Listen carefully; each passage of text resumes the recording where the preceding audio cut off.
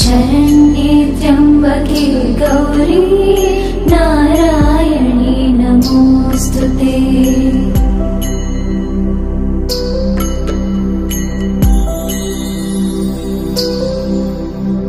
सर्वमङ्गलमाङ्गल्ये शिवे सर्वार्थसाधिके शरण्ये त्र्यम्बके गौरी नारायणी नमोस्तुते।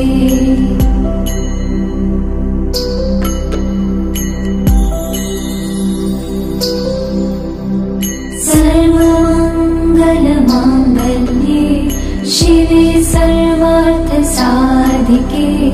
शरण्ये त्र्यम्बके गौरी नारायणी नमोस्तुते।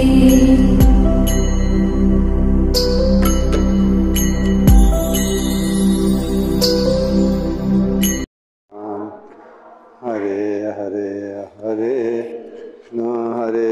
कृष्ण कृष्ण कृष्ण हरे राम राम राम हरे हरे हरे कृष्ण कृष्ण कृष्ण हरे हरे हरे राम राम राम हरे हरे हरे कृष्ण कृष्ण कृष्ण हरे हरे हरे राम राम हरे हरे हरे कृष्ण कृष्ण कृष्ण हरे हरे हरे राम राम राम हरे हरे हरे कृष्ण कृष्ण हरे हरे राम राम हरे हरे हरे कृष्ण कृष्ण हरे हरे हरे राम राम राम हरे हरे हरे कृष्ण कृष्ण हरे हरे हरे राम राम राम हरे हरे हरे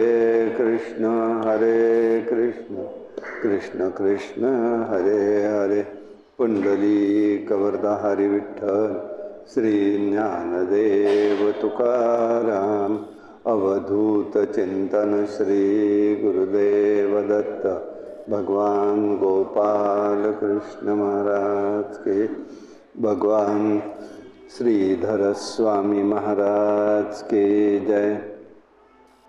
अम्बा माता की जय। जय जय रघुवीर समर्थ। ओम पूर्णमिदं पूर्णात् पूर्णमुदच्यते पूर्णस्य पूर्णमादाय पूर्णमेवावशिष्यते। नमः शान्ताय दिव्याय सत्यधर्मस्वरूपिणे स्वानन्दामृततृप्ताय श्रीधराय नमो नमः। कृष्णाय वासुदेवाय हरे परमात्मने प्रणतक्लेशनाशाय गोविन्दाय नमो नमो देवै महादेवै शिवाय सततं नमः। नमः प्रकृतिभद्रायै नियता प्रणतास्मताम्। सर्वमंगलमांगल्ये शिवे सर्वार्थसाधिके शरण्ये त्र्यंबके गौरी नारायणी नमोस्तुते। हरि ओम तत्सत्।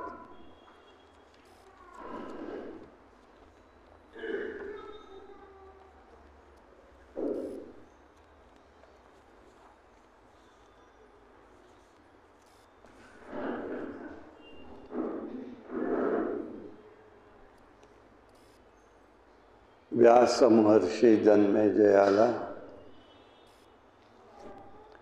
भगवतीचं चरित्र सांगतात।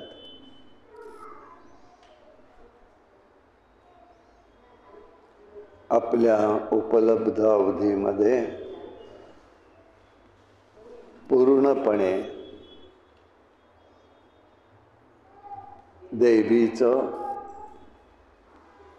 देवी भागवतातील पूर्णपणे सगळे विषय सांगता येतील असं होणार नाही आहे. कल्पना देतो. भागवतामध्ये आलेले आहेत, महाभारतातल्याच गोष्टी काही ठिकाणी आहेत. फक्त देवीचा विषय जो आहे तिच्या शक्तीचं कार्य कसं चाललंय या दृष्टिकोनातनं आता आपण उर्वरित वेळेमध्ये हा विचार पाहूया. आज ललिता पंचमी आहे, गौरी पूजा ही एक ललिता गौरी आहे.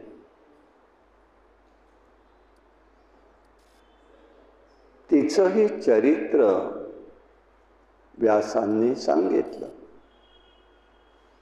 हे काम्य व्रत आहे खरं म्हणजे. ते सगळ्यांकडेच असतं असं नाही आहे.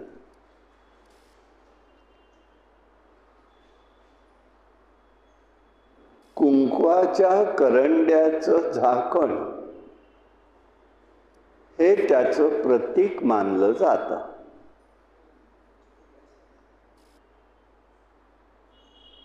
आणि त्याचं पूजन केलं जात असतं. हे प्रतिकात्मक पूजन आहे. रेशमी वस्त्र तिने परिधान केलेलं आहे. तिच्या नैवेद्यामध्ये आजचं विशेष असतं ते म्हणजे भोपळ घारगे, उडीद वडे, अनरसे हे असतं.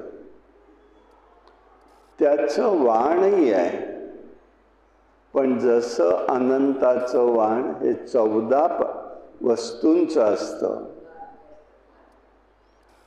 14चं असतं अनरसे, तसं हे 48चं असतं. आणि दुर्वा सुद्धा 48 दुर्वांची एक जोडी, असे 48 दुर्वा. आमच्या आत्याबाईंकडे होतं, त्यामुळे आमच्या घरात ते करायचं होतं. अहो, प्रतिपदेला त्या दुर्वांचा एवढा ढीग आणून ठेवायचा भाराभर आणि निवडायच्या पहिल्या दिवसापासूनच आणि ओल्या फडक्यात ठेवायच्या. अहो, त्या काय एका दिवसात होणार आहेत का? 48 दुर्वांचे.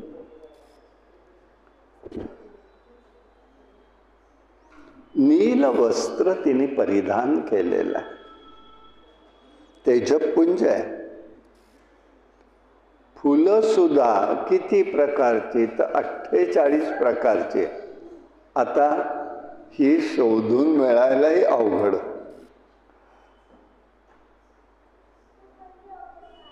तिला उद्यापनही आहे. माहिती म्हणून सांगितलं, जो विचार लिहिला आहे तो, की तिला उद्यापनही आहे व्रताला. तांदळाची खीर, उसाचे कर्वे, पांढरे तीळ आणि ह्या तिळाची 108 आहुती द्यायच्या आहेत. ललिता, ओम ललिता गौरये नमः. याला दुसरा शब्द आहे उपांग ललिता व्रत.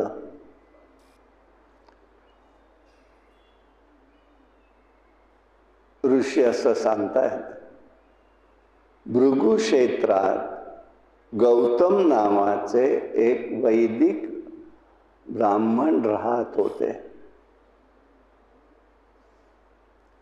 चांगले उपासक आहेत, भगवतीचेही उपासक आहेत. उतार वय झालं, मग त्यांना 2 मुलं झाली. एकाचं नाव श्रीपती, एकाचं नाव गोपती.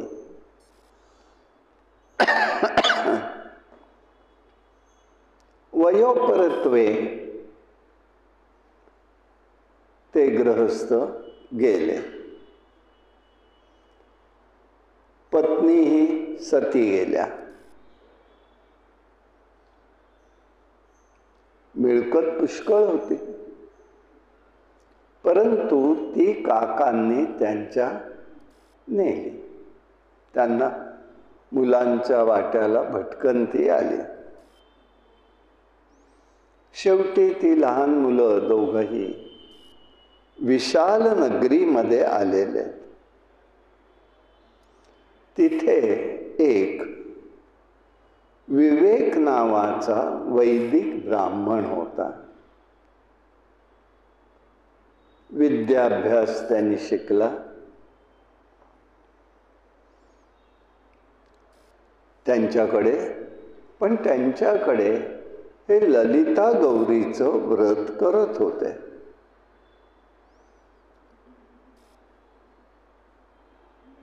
त्याच्यामुळे त्यांनाही त्याचा लाभ मिळाला. जे स्वगृहातच होतं ते तिथे अनायासे उपलब्ध झालं. त्याची सेवा त्यांनी केली.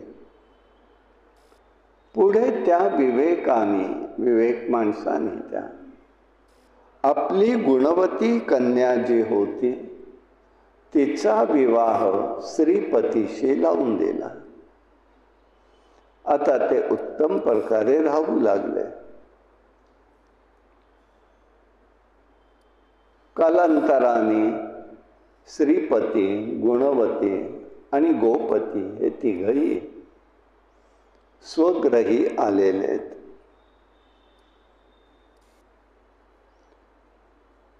आता काकांना मात्र पश्चाताप झाला होता या सगळ्या आपण केलेल्या कर्माचा. कर्माला प्रेरणा आणि गती देणारी भगवती शक्ती आहे.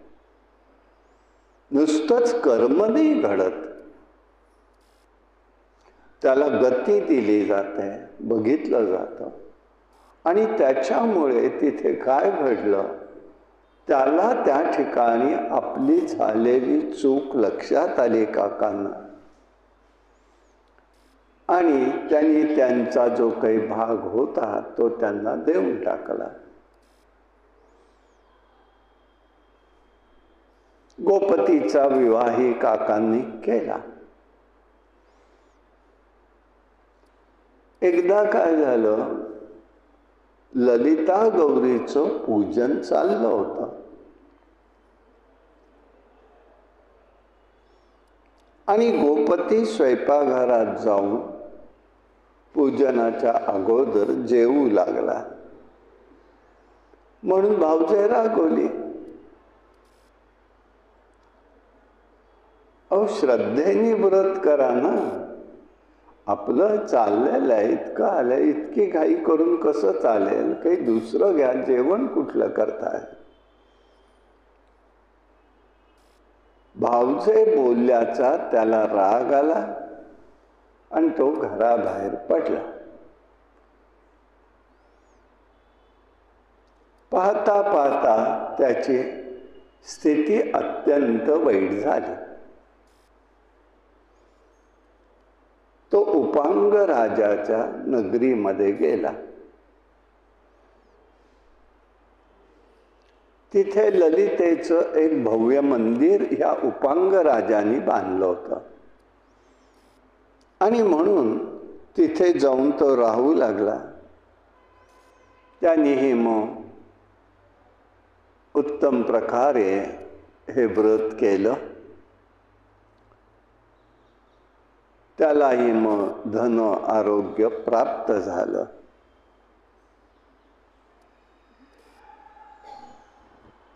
वास्तविक देवता या कधी रागवत नसतात. देवता कधीच रागवत नसतात.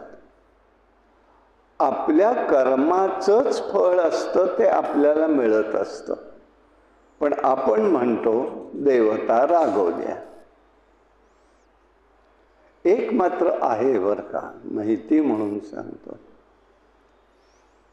की काही देवांची व्रत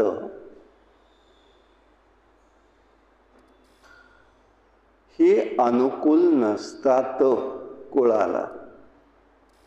मग त्याला काय म्हणतात, आमच्याकडे ही पूजा धार्जिण नाही. धार्जिण नाही म्हणजे त्याची उपासना ही अनुकूल नाही. का बरं असं म्हणायला लागतं? त्याची प्रचिती ही वाईट येत असते. मग वाईट आली म्हणून देवतेचा दोष आहे का?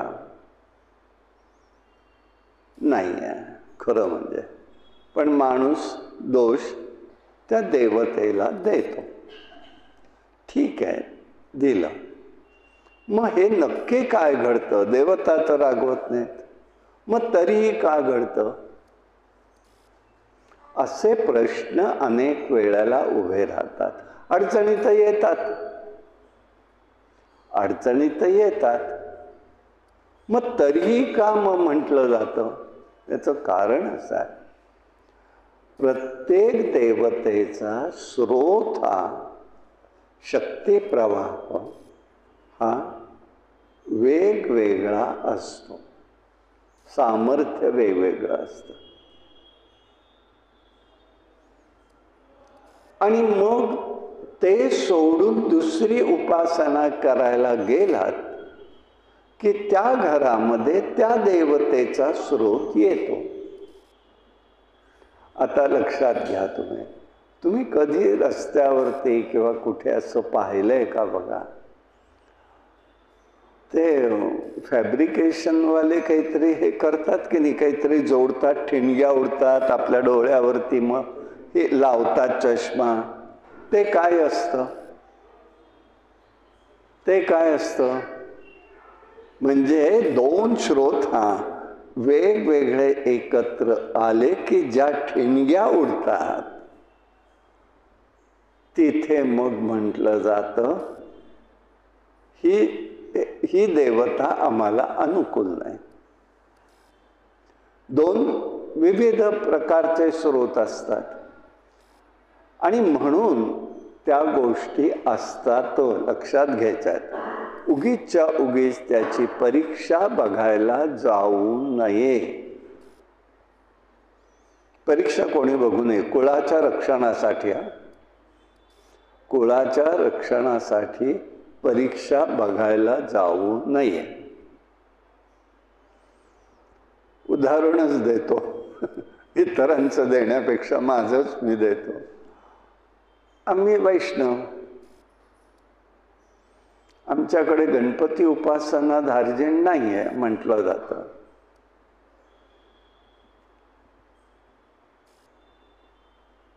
मिसेसच्या माहेरी साठे लोक, त्यांच्याकडे धार्जिण, गणपतीच धार्जिण. इकडे आल्यावर असं कुठे असतं का? म्हटलं आमच्याकडे अनुभव घेतलेले, चतुर्थ्या करायच्या नाहीयेत. सूनही आली पालीच्या गणपतीचीच, आलं, तिलाही सांगून झालं माझं घरात बाई नाही आहे, हे करू नका. सासू सुनाच, रायगड जिल्हा, एक खून. त्यांनी अर्थात यांनी अगोदरच केलं होतं प्रयोग, आणि प्रत्येक प्रयोग प्रत्येक चतुर्थीला गपचूप मला कळून नाही द्यायचं, मी अपेक्षा केली नाही, सोडून तो नाही परत. पण प्रत्येक चतुर्थाला काहीतरी वेगळं घडायचं. शेवटी असं झालं की पेणला पहिली मंगळागौर ठरली, हिऱ्याची चमकी काढून ठेवली, नथ घातली, आणि पुन्हा चमकी बघायला गेल्यावर गायब. आता करणार नाही म्हणाल्या. म्हटलं आधीच सांगितलं होतं, आपल्याकडे धार्जिण नाही करण्याच्या भानगडीत पडून दुसरी खूप व्रतं आहेत की, तेच कशाला पाहिजे. पण नाही, पालीवालीनी तेच केलं. दणका बसला. बर, तिथे तिचे काका संन्यासी, त्यांना हे मान्य नाही. म्हटलं अहो ठीक आहे, तुमच्या विचाराशी सहमत, आम्ही जे अनुभव घेतो तो काय आहे ते तरी सांगा, त्याचा उलगडा करा. त्याचा उलगडा नाही केला कोणी.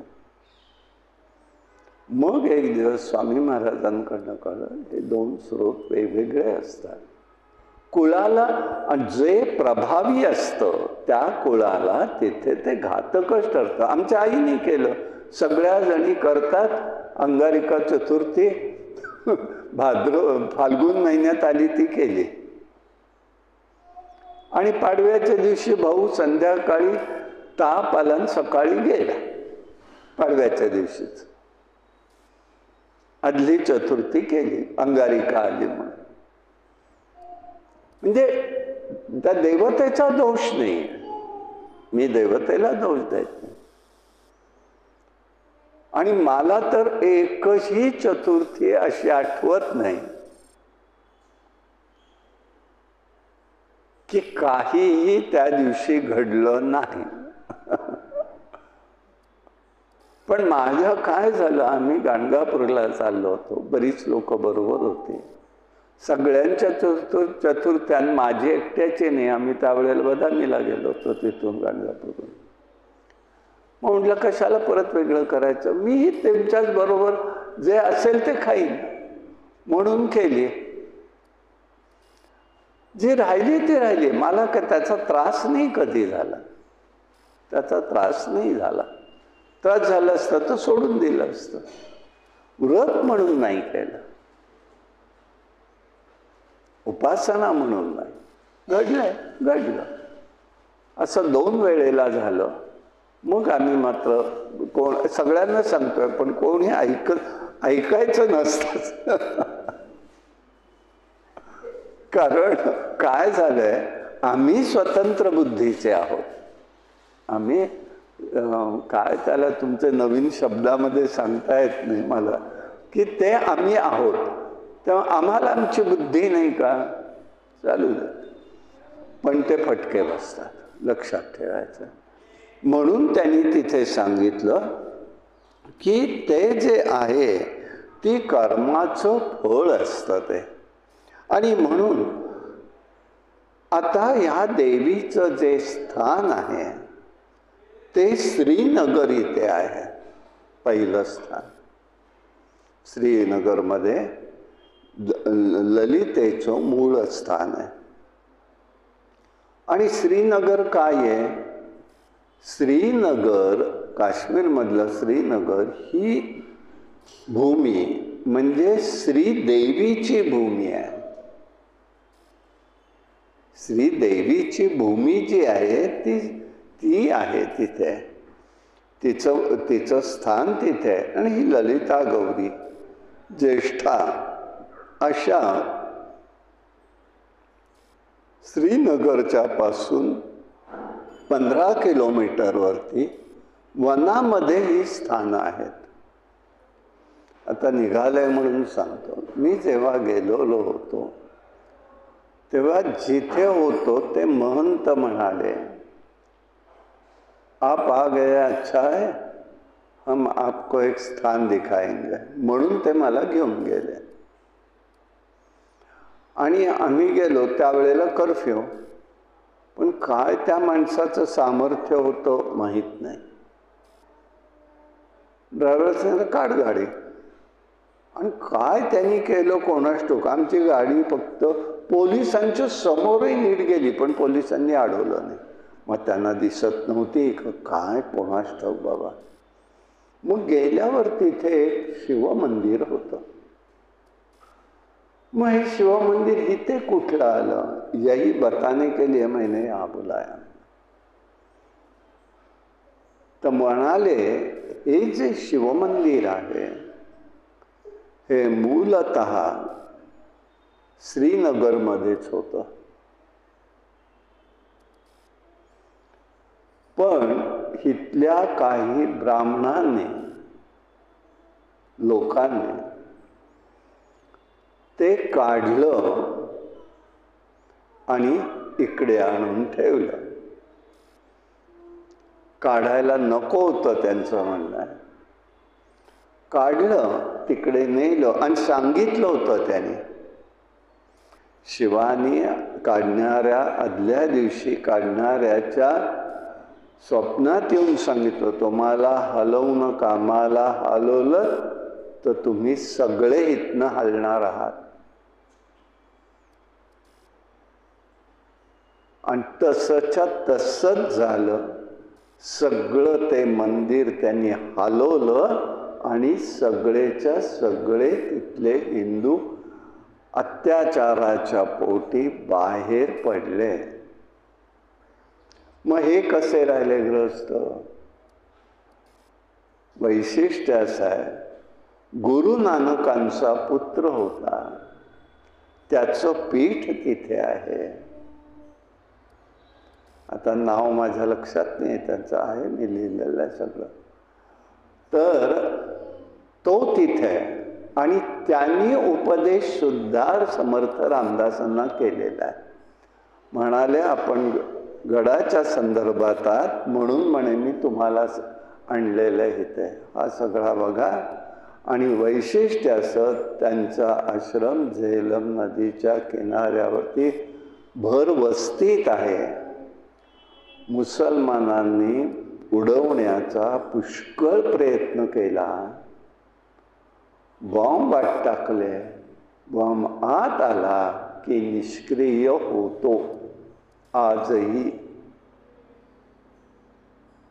म्हणजे ते काहीतरी ह्याचं दाखवलं ना त्यांनी मध्ये, झेंडा लावलेला चौक कसला, की बरेच वर्षांनी मोदी आल्यानंतर झेंडा लागला. का लाल चौक, तिथे त्यांनी ते केलेलं आहे. तिथे तो उजव्या हाताला तिथे आश्रम आहे. मी काय सांगतो, हे आजही भगवतीचं सामर्थ्य आहे. आणि आज आपण तिथे क्षीरभवानी म्हणून एक स्थान आहे.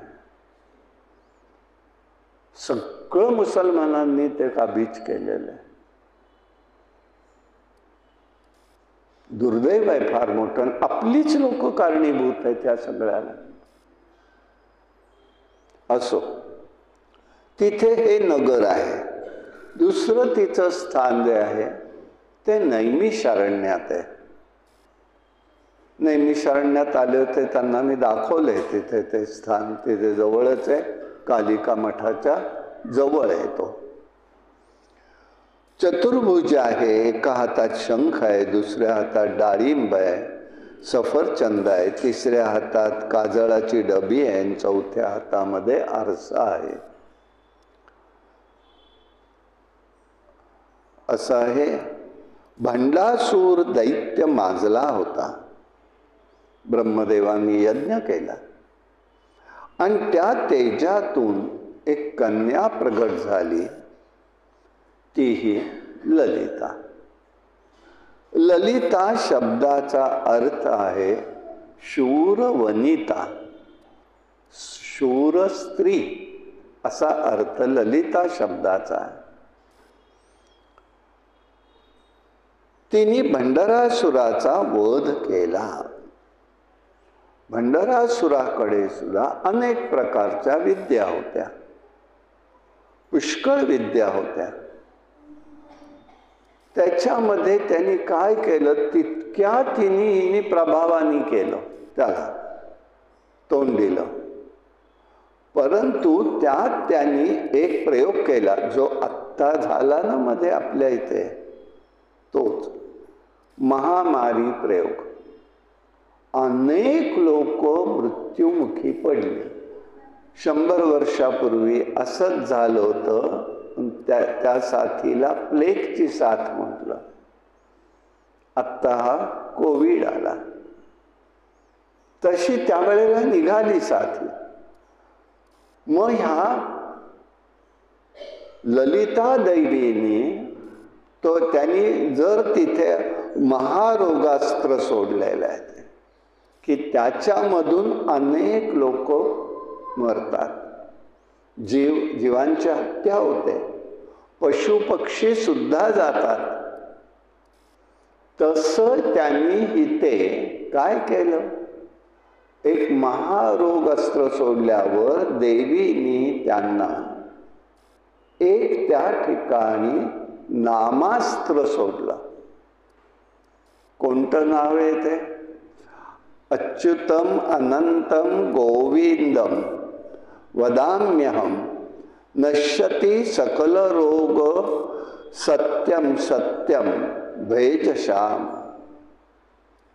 मागे मी कधीतरी लिहून द्यायला सांगितलं होतं. हा मंत्र म्हटला तेव्हा ती महामारी थांबली. आत्ताही या कोविडच्या काळात अनेक लोकांना याचा उपयोग झालेला आहे, केलेला आहे. आजही ते प्रभावी आहे. हे ललिता गौरींनी नामास्त्र म्हणून सोडलेलं आहे.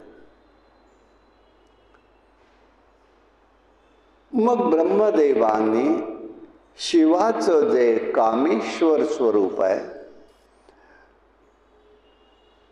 त्यांच्याशी या ललितेचा विवाह करून दिला.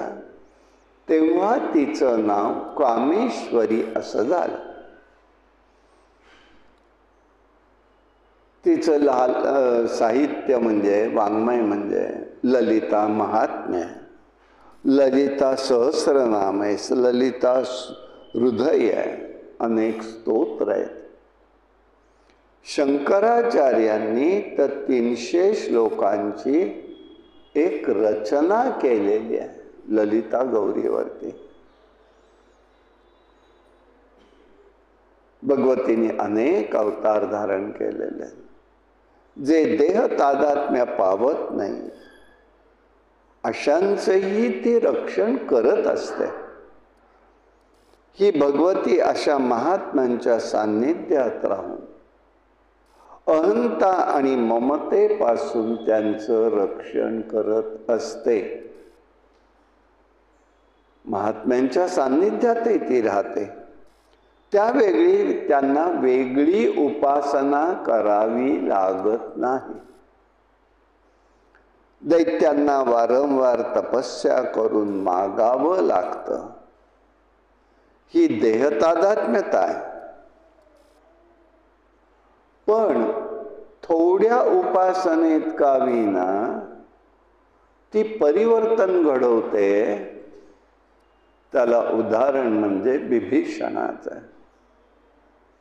बिभीषणाने जेव्हा मारुतीकडून रामचरित्र ऐकलं तेव्हा त्याच्यामध्ये पूर्णपणे परिवर्तन झालं. मनामध्ये रामाच्या बद्दलची श्रद्धा निर्माण झाली आणि संसार वासना संपली. धर्माचरणाकडे मन लागलं. तीच खरी भक्ती. कोणत्याही प्रकारची साधना त्याची नाही आहे. भगवंतानी प्रगट व्हावं म्हणून. आणि म्हणून ही भगवती काय आहे. जसजसा विवेक वाढत जाईल तसं मन अनासक्त होत असतं. मन हे परमेश्वर चरणी स्थिर होणं आवश्यक आहे. धर्माचं फळ कधी दिसत नाही आपल्याला. ते दृश्यही आहे आणि अदृष्ट सुद्धा आहे. म्हणून ज्ञानेश्वर महाराज म्हणतात दृष्टादृष्ट विजये होवावे जे. आम्हाला आमच्या जीवनामध्ये ही जी असेल सेवा किंवा काही मिळायचं असेल तर दृष्टही मिळू देत अदृष्टही मिळू देत. ही भगवती शक्ती आहे. आणि म्हणून देवानी त्या ठिकाणी सगळी व्यवस्था. आता परवा पाहिलं आपण वनामध्ये पांडव आहेत. भांडी नाही आहेत राहायला, घर नाही आहे, कुठे बांधून राहायचंय.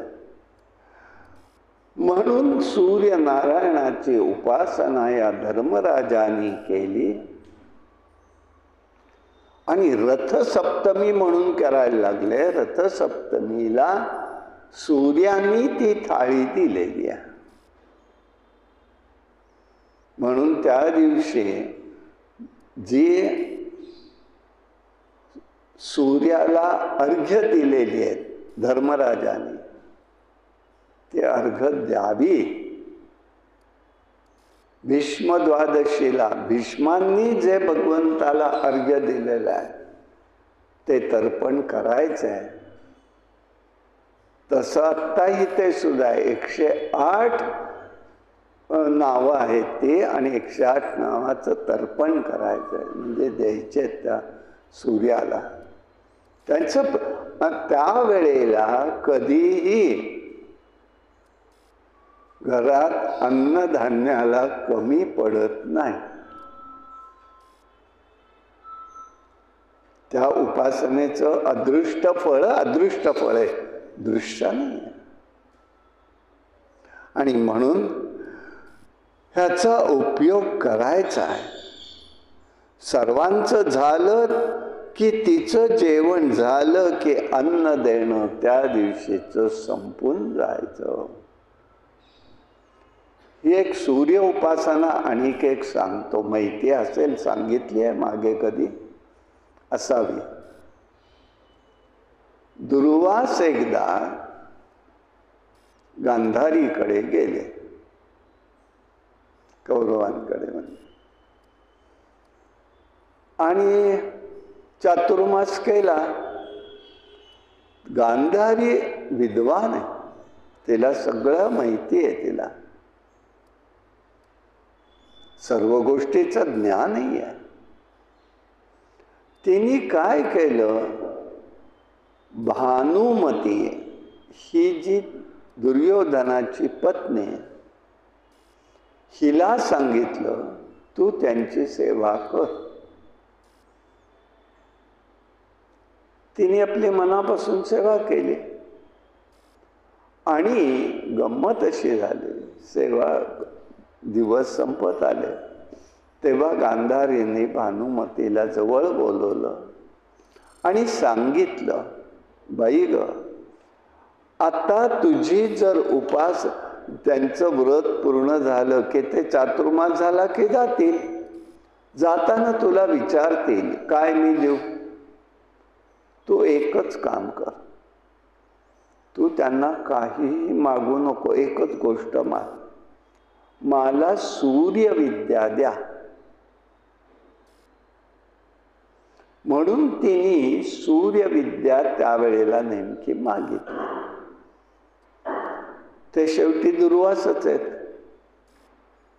हे तुझं डोकं नाही आहे म्हणाले, हे तुझ्या सासूचं डोकं आहे, तू नाही मागत आहेस. पण आता मी विचारलं, तू सांगितलं, तुला देणं प्राप्त आहे, पण एकच अट आहे माझी, या विद्येचा उपयोग जर तू वाईट गोष्टीसाठी वापरलास तर तुझा नाश कुळाचा होईल.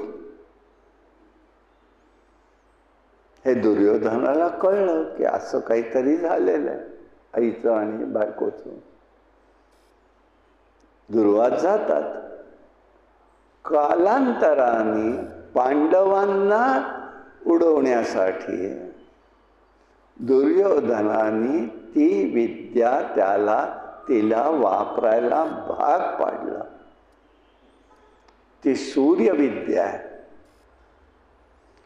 पण मग पुढे कालांतराने त्याच विद्येचं नाव या भानुमतीवरून भानामती असं झालेलं आहे. कुठले संदर्भ आहेत बघा, ही सूर्यविद्या. पण वाईट मार्गाला जातं तेव्हा ती भानामती म्हणून म्हटलं जातं. तिचं नावही अजरामर राहिलं, ती शक्ती अजरामर आहे. तिचं वैशिष्ट्य म्हणजे सूर्याच्या समोरच ही विद्या केली जाते, उपासना. आणि त्याचं फळ काय होतं हे आपण ऐकून असाल, मला काही एवढी माहिती नाही त्याची, मी काही त्या विचारात नाही. आणि म्हणून ही काळजी घेणारी आहे ही अन्नपूर्णा सुद्धा. ती सूर्यनारायण होते. धर्माचं फळ आहे धर्माचरणाचं व्यक्त फळ म्हणजे विवेक आहे आणि भगवंताविषयी अनाहत प्रेम निर्माण होतं ते भक्तीचं फळ आहे. ही भगवंताची भगवतीची कृपा आहे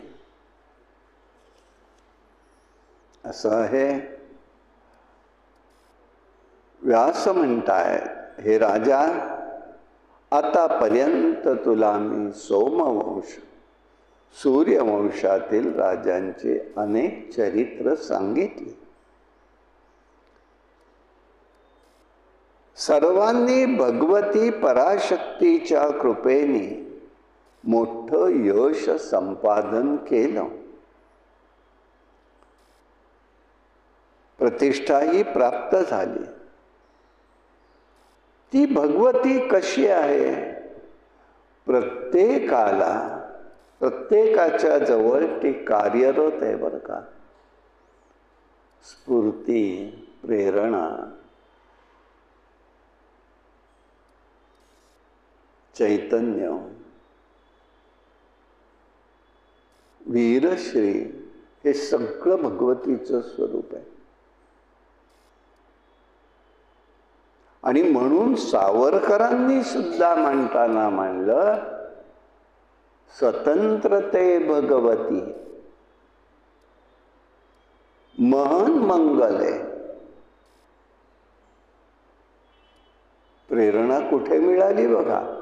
पुढच्या गोष्टीत सगळ्याची बदल झाले हे सोडून द्या, तो आत्ता विषय चर्चेचा. पण प्रेरणा देणारी ही भगवती आहे, भृगुरची भगवती आहे. हिचा विचार करायला पाहिजे. ही करत असते, ही प्रेरणा आहे. काव्य, लेखन हे सगळं करून देणारी भगवती शक्ती आहे. भगवंताची कृपा असते, इच्छा असते, तेव्हा भगवती त्याच्याकडे प्रेरणा देते त्या जीवाकडे आणि त्याच्याकडून ते कार्य होतं. विचार करण्यासारखा भाग आहे. एकनाथ महाराजांसारखे महात्मे आयुष्य किती तसं बघायला गेलं तर कमीच आहे, परंतु किती काम झालं, कोणी केलं? विचार केला तर लक्षात येईल तुम्हाला. नुसत्या 1562 मंत्रावरती नाथांनी 19,000 ओव्यांचं एकनाथी भागवत लिहिलं. अशा ओव्या किती झाल्यात सगळ्याच ग्रंथांच्या मिळून? 75,000. इतकंच नाही तर 5,000 अभंग आहेत. आणि सगळे अभंग 3 चरणांचे, 4 चरणांचे, 5 चरणाचे, 6 चरणाचे. भगवतीचे सुद्धा कितीतरी अभंग आहेत भगवतीवरचे. अनादि निर्गुण प्रगटली भवानी, मोह महिषासुर मर्दना लागुनी. मानवी जीवनाचा त्यांनी तिथे तिच्याशी कसं त्याचं ती करते कसं हे ते सांगतायत. मोह मोहा महिषासुरासारखा आहे. त्रिविध तापाची करावया झाडणी, भक्ता लागी तू पावसी निर्वाणी.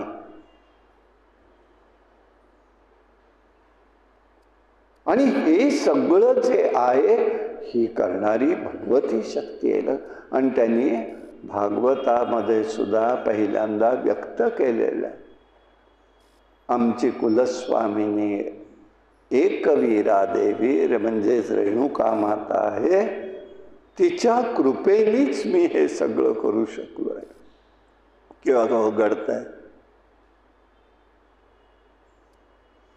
शाळेत होतो, आमच्याकडे मराठीचा म्हणजे लहानपणापासून थोडासा नाद आपला काहीतरी चिंतनात्मक. संस्कारही तोच होता, माहितीचं होतं. संस्कार आम्हाला आत्याबाईंचं जास्त होत आहे. म्हणजे धार्मिक विषयामध्ये सुद्धा आईचे त्यांच्या शाळेतल्या मराठीच्या बाई पेंडसे म्हणून होत्या, त्यांनाही माहिती होतं. एकदा त्यांनी संजीवनी मराठ्यांना बोलवलं.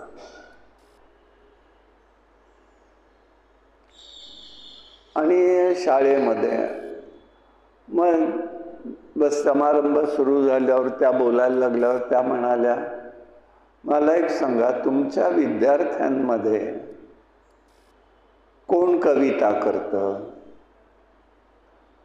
आता सगळेच गप्प, कोणीच बोल. मी तर अजित तू करतो, बोलत का नाहीस? पेंडसेबाई म्हणाल्या. बरं, भारदस्त आवाज, यष्टी सुद्धा तशीच. बोलायचं काय, घाबरून मी आपला उभा राहिलो. फक्त जे रे बाळा इकडे, आता जायला तर पाहिजे, बोलवलं म्हणून गेलो. मला म्हणाल्या, का रे बाबा करतोस तर मग बोलला का नाहीस? मला नाही कळत. म्हटलं काय, असं कसं रे? बाई म्हणाल्या, अहो छान छान लिहितो बरं का. हो म्हटलं, हस्तलिखित लिहितो, अक्षर बरं ना. मग हस्तलिखित ते नाही म्हणाल्या, कविताही करतो, तो संकोच करतोय. बरं, मी गप्प बसलो. मग एक विद्यार्थी आला, दुसरा आला, तसं दोघं तिघं आले. सगळ्यांना विचारलं, त्यांनी सांगितलं. मला म्हणाले, तू कधी करायला लागला? मला काही आठवत नाही, मला माहिती नाही, मी काही सांगत. झालं सगळं. सगळ्यांना विचारून झालं, आता तरी सांगणारीस का? म्हटलं, बाई मला येत नाही, पण मला जे कळलंय तेवढं मी सांगतो. म्हणून त्यांना सांगितलं, मी न कुणाला सांगा याची कविता स्फुरते कशी. धुंद रसाचे शेरी घेऊनी शब्दांच्या गवळणी, हसती रुसती विसात वसती कधी तरंगती अंबारी. मी न कुणाला सांगा याची कविता स्फुरते कशी.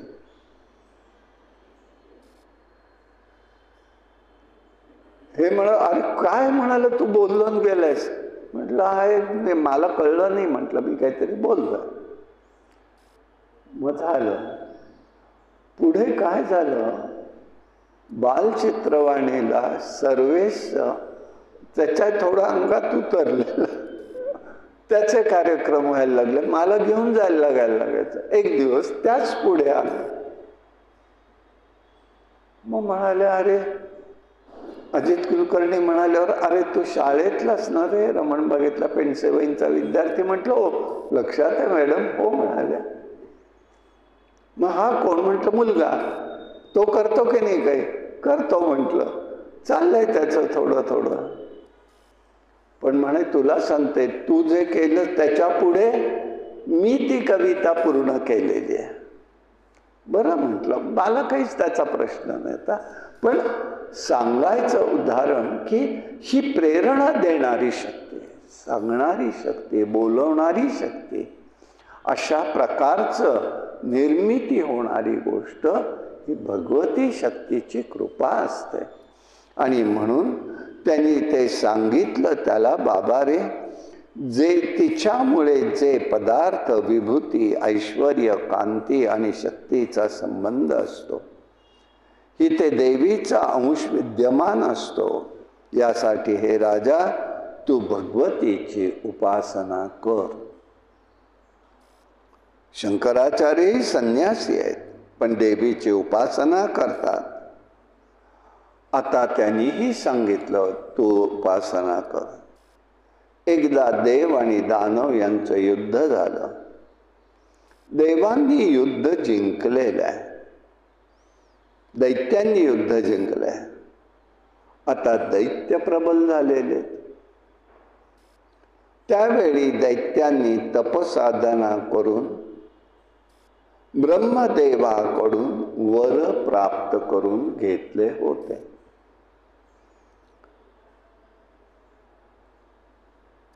असं आहे, देवाचाही कर्मातला एक नियम आहे, कर्म सिद्धांतातला, जो कोणी तप करेल त्याला वर द्यायचा आहे, हे निश्चितच आहे. आणि म्हणून त्यांनी सांगितलेलं आहे. पण दैत्यांनी वरांनी त्या प्राप्त झाले तप करून जर वर मिळाला की गर्विष्ठ होतात. हळूहळू करत वैकुंठ आणि कैलास हे दोन्हीही स्थान त्यांनी घेतली. मग देव दैत्य युद्ध झालेलं आहे. पुढे मग देवांनी देवीची उपासना केली आणि मग दैत्यांना जिंकलेलं आहे. वास्तविक हे यश भगवतीमुळे मिळालं खरं, परंतु यशाच्या प्रभावाने देवांनीही तिची अवहेलना केली. या अवस्थेत गौरी आणि लक्ष्मी देवांना पाहून हसल्या.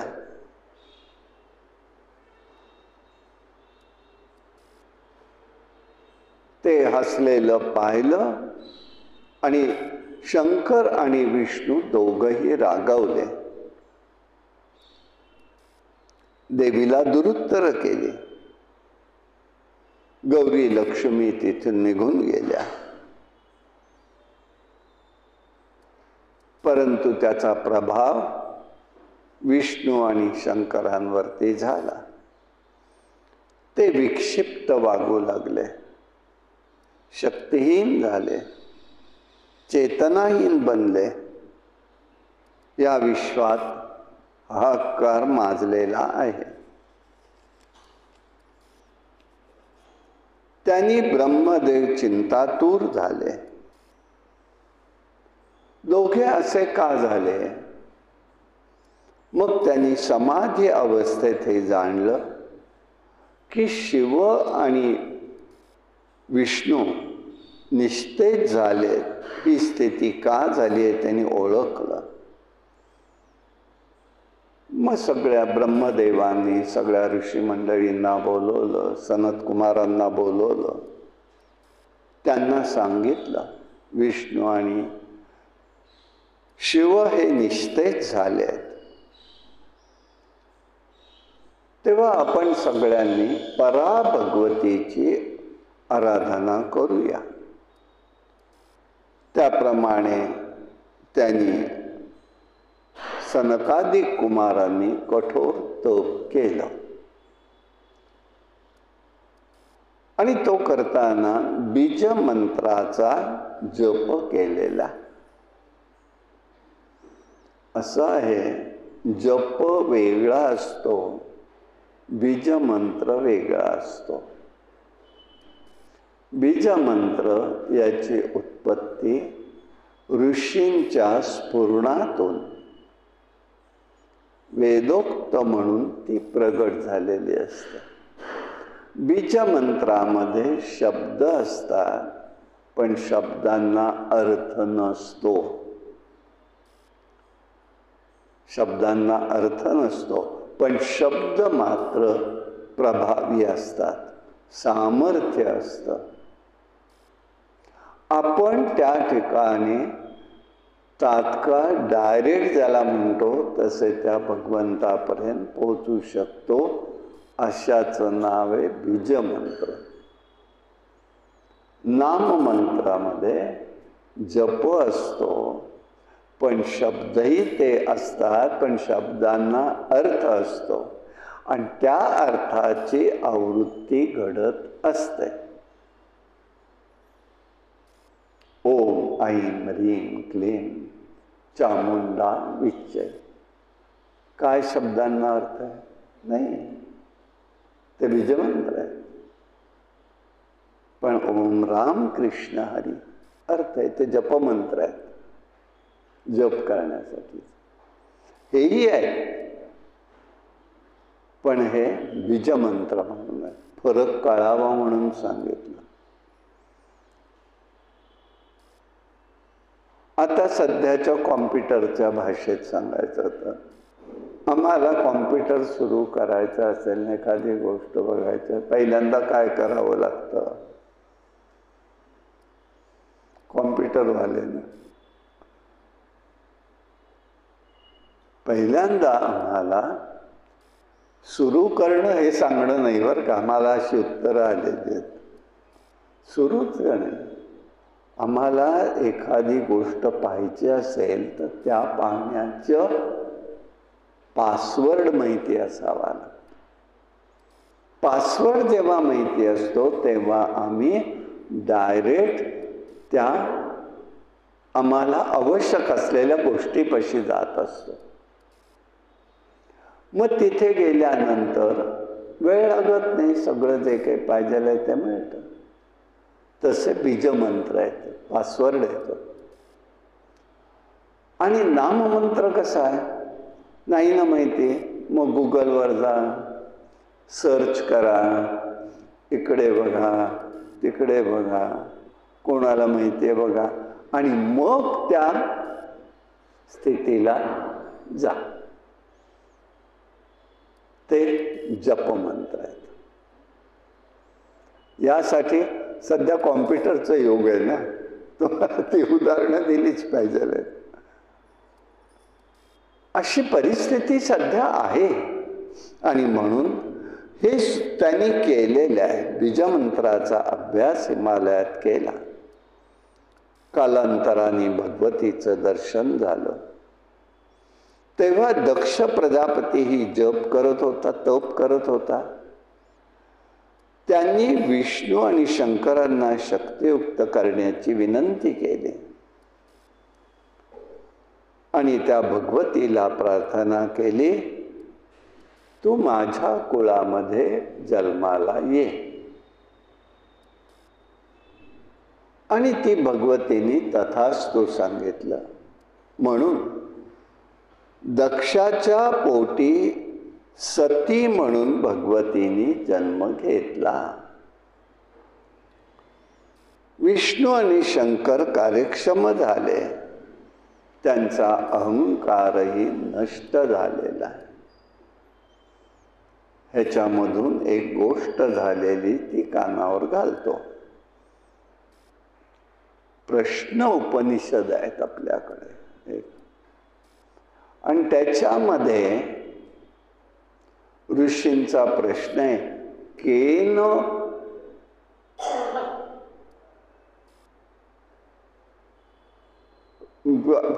प्रेषिता मनः, मनाला प्रेरणा देणारा कोण आहे? तेव्हा उमादेवी प्रगट झाली आणि तिने उपदेश केलेला आहे. देणार सुद्धा कोणीतरी. आणि बघा तुम्ही एक एक, हे आपले अनुभव सगळ्यांचे आहेत, मी एकटाच घेतो किंवा कोणी घेतो असं म्हणत नाही. एक एक वेळेला असे प्रसंग आपल्या समोर येत असतात, कुटुंबापासून समाजापर्यंत, कुटुंबापासून समाजापर्यंत बरं का. इतके विलक्षण येतात की काही प्रसंगात आपण सापडलेलो असतो, चटकन काहीतरी उत्तर सापडतं. ही प्रेरणा देणारं कोण असतं? मग मी काय म्हणतो त्यावेळेला, मी म्हणजे आपण जीव काय म्हणतो, मला एकदम काय क्लिक झालं कोणाच ठाऊक, मी बोलून टाकलं. ही देणारी शक्ती सांगणारी भगवतीची असते. पण दुर्दैव काय माहिती आहे का, आपल्याकडलं जीवाचं रक्षण जे ब्रह्मदेव आणि यांचं झालं ते आपल्याला कठीण वाटतं. ती आपली स्थिती, आपण त्यातच आहोत. काय आहे बरं ते? एखादी गोष्ट बघा होत नसते, पण एखाद्याच्यामुळे एखाद दिवशी ती गोष्ट चटकन होते. हे अनुभव घ्यायचे तर मी आलेलेच आहे सगळ्यांना, कुठेतरी येत होतो अनुभव. हे आल्यानंतर जीव काय म्हणतो, जीव त्यावेळेला काय म्हणतो, हे सगळं मला आलं बाबा, पण देवासारखा भेटलास म्हणून माझं हे काम झालं. बरोबर आहे. कोणाकडून झालं त्याला देव, पण आम्ही त्याला देव म्हणत नाही, देवासारखा म्हणतो. का बरं? प्रेरणा देणारी शक्ती जगदंबा, भगवंताची कृपा आहे, देवाची तिची कृपा आहे, तिची प्रेरणा आहे. मग आम्हाला का वाटत नाही तो देव? आम्ही देवासारखा म्हणतो, देव म्हणत नाही. देवानी मला प्रेरणा दिली, बाबा तू भेटलास, बरं झालं, तुझ्या मार्फत हे मिळालं, हे नाही म्हणतो आम्ही. देवासारखा मनुष्य भेटला आणि माझं काम झालं. हे व्यवहारातच आपण बघतोय, बघा तुम्ही. आणि म्हणून हे त्या ठिकाणी व्यास म्हणतात, भगवतीच्या सत्यांशाने जन्म घेतला म्हणून कन्या सती म्हणून आलेली आहे. आणि तो भगवतीचा कोणता अंश आहे हे देवी भागवत सांगते. भगवती शक्तीचा सत्यांशाची भाग म्हणजे ही सती आहे. आणि म्हणून सतीचं चरित्र सगळं व्यासांनी सांगितलेलं आहे. ते आता आपल्याला माहिती आहे. इथला जो फरक आहे तेवढाच मी तुम्हाला सांगतो. तो म्हणजे सतीने योगाग्नीत प्रवेश केला हा उल्लेख भागवतापर्यंत आहे. परंतु इथे मात्र पुढला उल्लेख आहे, आणि तो असा आहे की ते झाल्यावरती भागवतातल्या उल्लेखाप्रमाणे वीरभद्र शंकरांनी पाठवला. इथे ते नाही तो संदर्भ. इथे संदर्भ आहे शंकर स्वतः आले, रागवलेले, आणि त्यांनी जळता देह पाठीवर घेतला आणि भ्रमण करू लागले ब्रह्मांडात. त्याचा परिणाम असा झाला की सगळीकडे अग्नी पेटत राहिला. म्हणून विष्णूंना बोलवण्यात आलं. विष्णूंनी तात्काळ आपल्या सुदर्शन चक्रांनी त्या देहाचे 51 तुकडे केले. झाले म्हणजे केले नाही, त्या चक्रामुळे झाले. ते जे सगळे तुकडे झाले तिथे भगवतीची शक्तिपीठ निर्माण झाली, ती 51 पीठ प्रत्येक ठिकाणी झालेलं आहे. आणि म्हणून इथे खूप आता 51 पीठ आहेत, प्रत्येक अवयवाचं पीठ आहे.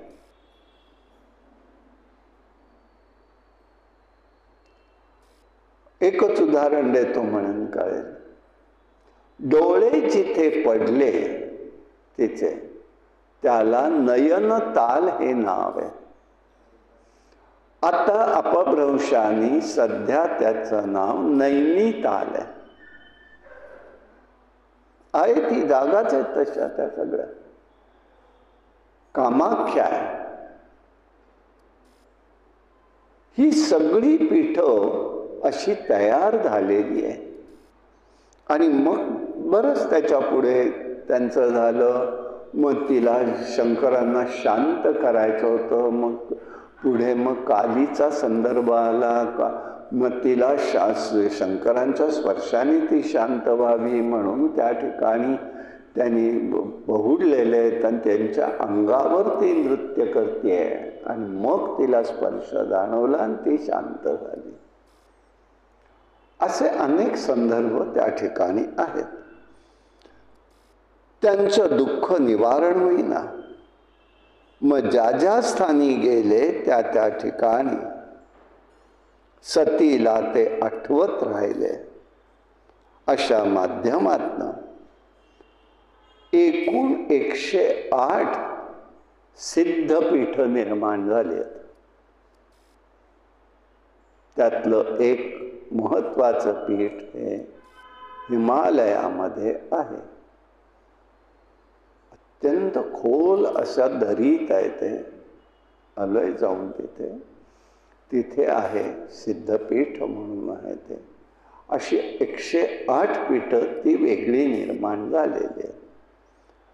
अनेक सिद्धपीठं झाली. जिथे भगवतीने लीला केल्या ती सिद्धपीठं झाली. काशीला अन्नपूर्णा ही आहे.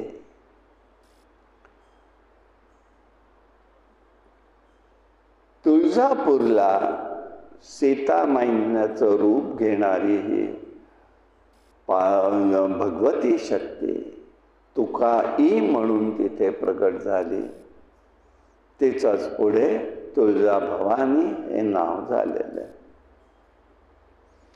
कोल्हापूरला कोलासूर नावाच्या दैत्याचा वध करण्यासाठी प्रगट होणारी ही आहे. ही नुसती नाही आहे. अष्टमीच्या दिवशी तिचं स्वरूप पाहू आपण. जन्मेजयानी हिमालय जन्मजय म्हणतोय, मग ही हिमालयाची कन्या कोण आहे? मग हिमालयाची कन्या कोण आहे? मग तेव्हा व्यासांनी सांगितलं, तारकासूर नावाचा दैत्य होता, खूप त्रास द्यायचा. तपही केलं होतं, अनेक वर प्राप्ती करून घेतली. आता त्यांनी वर मागताना मागितलं, काय आहे हे? आपली बुद्धी फार चालवतात वर मागणारे.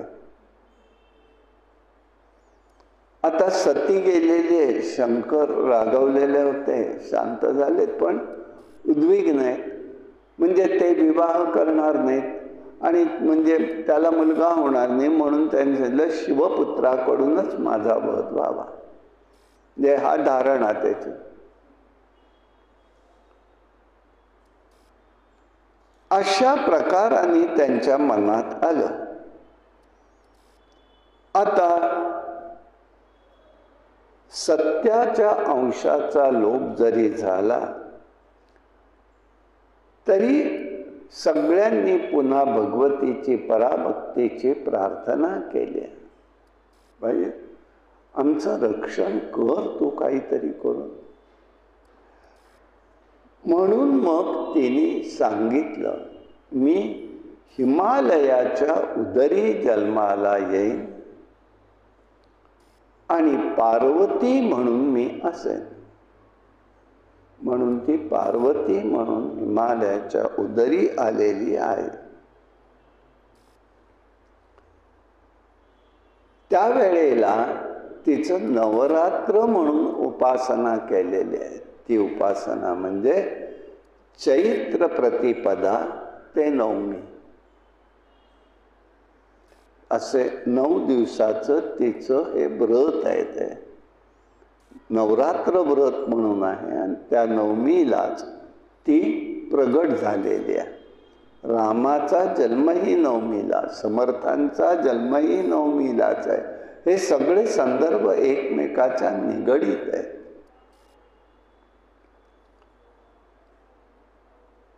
मग पार्वतीने तप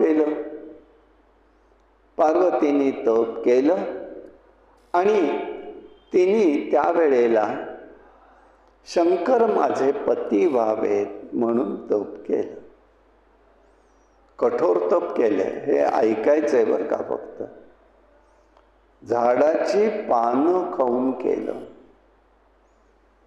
म्हणून तिला अपर्णा म्हणू लागलं. अशा प्रकाराने पुष्कळ त्यांच्या घटना सांगतायत ते.